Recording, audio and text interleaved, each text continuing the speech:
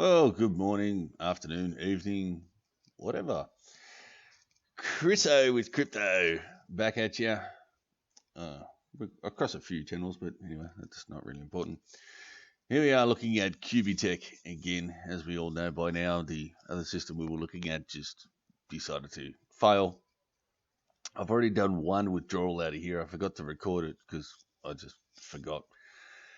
We can see our wallet balance in the last few days is 17 US dollars.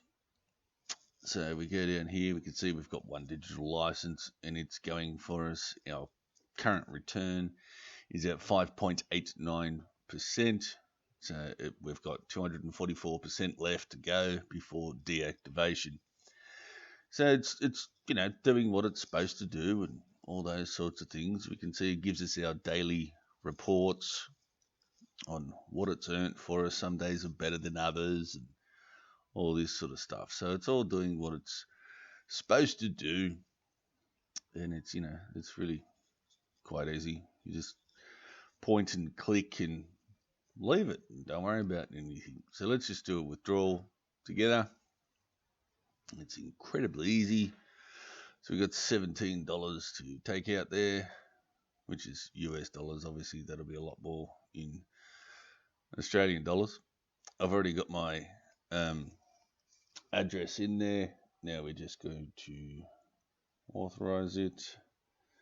And so just wait a couple of seconds. Google 2FA is super important. It gives me a code that changes every 30 seconds. 827. We keep everything nice and safe.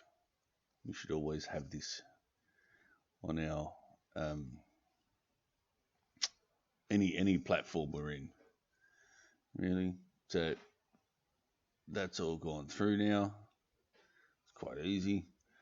Now, qubittech does take a while to hit your account. So it's normally around 24 hours that it will hit the account. But as soon as it does, we'll do another video and show you that it did actually turn up.